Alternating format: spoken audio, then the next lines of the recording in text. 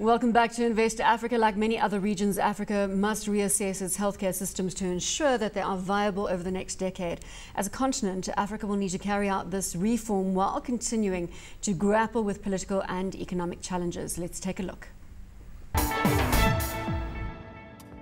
Africa's rapidly growing economic growth is estimated to have a $35 billion market by the year 2016. The pharmaceutical industry is the largest of its kind in Africa, with players such as Aspen and Adcock Ingram. This has been identified by many governments as one of the drivers to economic growth. The demand boom has increased opportunities in the healthcare industry, which includes a need for hospital equipment, medical services, and medication. The Millennium Development Goals strive to achieve a lower mortality rate and accessibility to healthcare by the year 2015. Although organizations such as the World Bank have put their commitment forward, businesses can still contribute to the realization of these MDGs. Access to financial services quite often is not directly linked to the MDGs, and you have to link it through income generation and then empowerment of the poor to really address some of the challenges they have in terms of health and education, etc. So access to financial services means that you have ability to increase your income. The regulatory environment in this particular sector is important, as it ensures the same standards are upheld across the board, and also bypassing the challenging issue of counterfeit drugs and increased costs. In the first instance, the consumer regulation has to protect the consumer. Right. That's paramount. That's key. What we look for to be able to improve access, uniform regulation across geographies will help you get into a market with scale and scope. The growing middle class is willing to pay for better treatment, and this has opened the door to the private sector, which is starting to play a new role, often working in partnerships with donors and government to provide better healthcare facilities and increased access to medicine at an affordable price. But for the vast majority of Africans still unable to pay for health provision, new models are being designed as governments begin to acknowledge the importance of preventative methods over curative action. Dumisha Mahanyele, Johannesburg. Still with me in studio is Sven Beil, Head of Healthcare, KPMG South Africa, JJ van Dongen, Vice President, Philips Africa, Tim Rametsi, the MD of MedScheme Africa, and David Cochran, Partner, Spoor and Fisher. Just before we enter the break, Sven, you were going to come and take the debate one step further, public-private debate in terms of the healthcare sector. Well, as Tim just said, he's actually quite right. This is a question about collaboration between public and private. But innovation can help set us free in this case. Essentially what we need in Africa is a lot more innovation. We need innovation on the payer side to come up with products that are truly affordable to the emerging middle class. If companies like MedScheme can crack that, this is a business program, so let's be clear, they'll not only be very rich, but they'll make a substantial contribution to the societal well-being. So that means consumers and shareholders will be happy, Tim. That's right, but that means though that companies like Philips have to ensure that they develop products that are geared to that market. The issue with MedScheme is the reason that they can't provide any more innovation is because the companies that they are commissioning compete on the softness of the carpets and the quality of the wine list, and they stack them full of very expensive equipment that JJ provides. So what they need to do is come up with a very new model that fits this continent. That means that providers need to be very innovative about what they put inside their buildings in terms of equipment, in terms of the staffing mix, and in terms of the healthcare mix. And then they need to come up with commissioners such as MedScheme who have to innovate in terms of making packages truly affordable for the emerging middle class. And if you can do that, along with new types of pharmaceuticals, then you have a very powerful package that not only governments can buy on behalf of their citizens, but also citizens can buy as part of their paychecks. And then come back to the discussion on pharmaceutical patents and where we're going on the continent with that. Yeah, so obviously the backbone behind intellectual property protection is to protect innovation. So the laws that you have in South Africa and the other African countries are to protect and encourage innovation, and it would be to try and protect, it could have the advantage of leading to the development of new drugs for protecting TB and malaria, which are the types of diseases which a lot of the first world companies in the first world are not really focusing on that. So if we can see more companies within Africa innovating these types of products, it would be for the benefit of the continent, really. JJ, you wanted to add? No, I wanted to add, listen, one of the key points when we talked about health in Africa, if you look at the Millennium Development Goals number 4 and 5 related to mother and child mortality, half of the deaths that occur in the world in mother and child is in sub-Saharan Africa.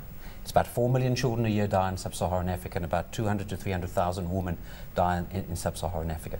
And you need alarming stats. It's alarming stats, and it's not improving, because we have to 2015 to resolve this, to reduce it by two-thirds, and we're not seeing it really happening, even in a country like South Africa, where they have all the resources.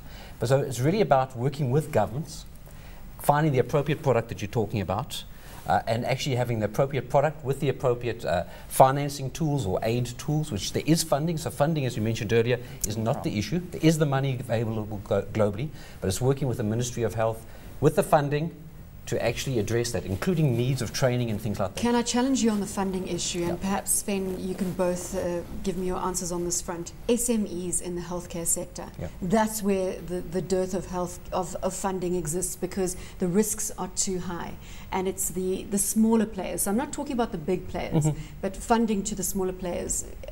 Your response to that? I would say it depends very much, because there's nothing stopping an SME or an innovative person working with the Ministry of Health to come with a partner like Philips or with funders, MedScheme, to actually come up with a PPP type of solution.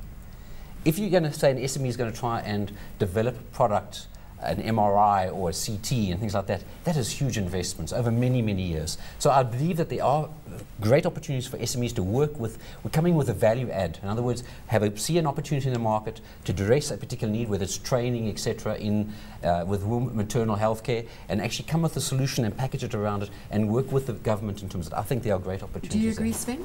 I mean, innovation rarely comes from large incumbents in any market. And so, I mean, I'll let MedScheme speak for themselves and wonder what their own strategy is, but essentially within MedScheme's market, there's a fight on right now for the next 1 million members and where they're going to come from. And they're going to come from the lower working class and middle class, the true middle class of South Africa and Africa. And whoever cracks that will have a model who can take that across the continent. At the same time, you'll have to have a response to that on the provider side. And there are many countries around the world that are innovating on that quite successfully. The Indians, the Chinese, even the Australians through Indonesia. And there's lots of examples of that. So essentially, both sides need a partner. I don't know what your experience is. Would you like to elaborate on your strategy? Look, I fully agree that innovation is the key to most of our problems in Africa.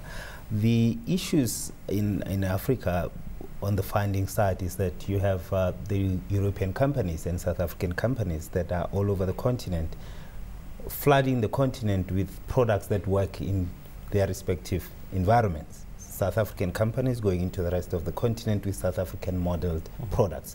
Europeans doing exactly the same. Fact of the matter is that the disease burden pattern is different, one. Two, the pest size is extremely different in that it's tinier. The market size is tinier in most countries because of the population size. You're talking 54 countries, and you know the population is equal to one country in the East. Now, someone needs to be sitting with different players to be saying, how can we stretch this $1 a day and make a difference to society and still make some money for our shareholders? That's the formula that we're working on.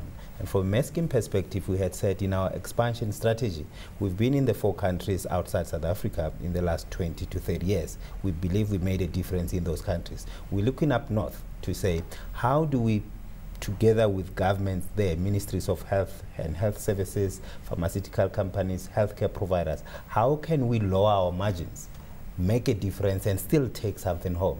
So, yeah, there needs to be innovation. But then that innovation comes at a price. The price, then that price being, there will be lower margins, there will be less to take home. However, we will have a better sustainable continent. But if they innovate enough, they'll have enough volume. So this is a volume game, and this is why no one's cracked it yet. This is why this is so difficult. This is the consumer story on the African continent. Exactly. Volume. It's volume, but of course there's price. So this is what everyone's got to balance out. And of course, the MedScheme needs a partner. They need a low-cost, innovative, high-quality provider who will come and walk alongside them in this journey, because that's what they can commission. So the opportunity for small and medium businesses is, in return for some guaranteed volumes, they can have an innovation partner.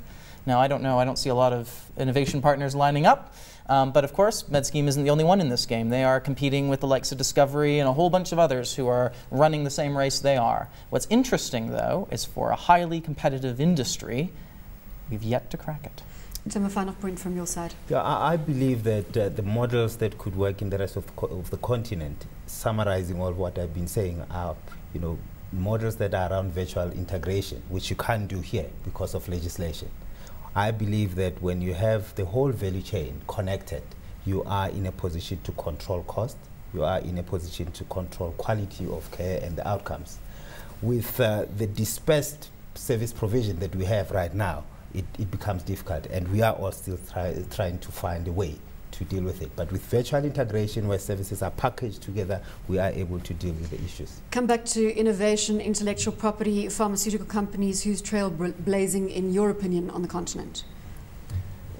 I think it's the major pharmaceutical companies are definitely moving in. Aspen's a big player. Yeah.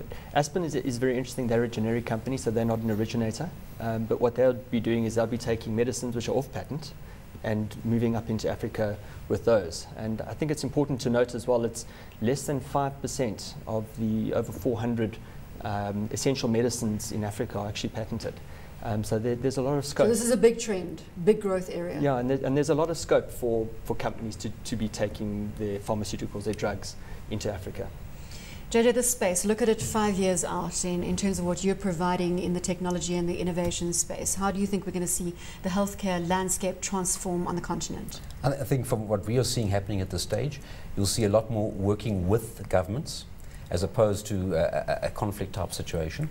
So you'll see us working with governments in terms of working with them on a solution, working with them on the funding perspective, but also working with them in terms of training, because that is really a key point. You have countries where they have a handful of radiologists in the whole country. You cannot hope to provide the necessary services in terms of radiology if you don't have the right resources. So it's about training people, and it's about companies like ourselves getting involved with governments, with the funders, in terms of actually working together to find solutions. And Sven, this is an environment that you survey on a day-to-day basis. Where do you see we are going to go, or where do you see us going 5 years out?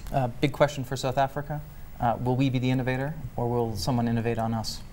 Will it be the Chinese or the Indians? Who do you believe it's going to be? You know, at this moment, I can't say. My crystal ball's broken.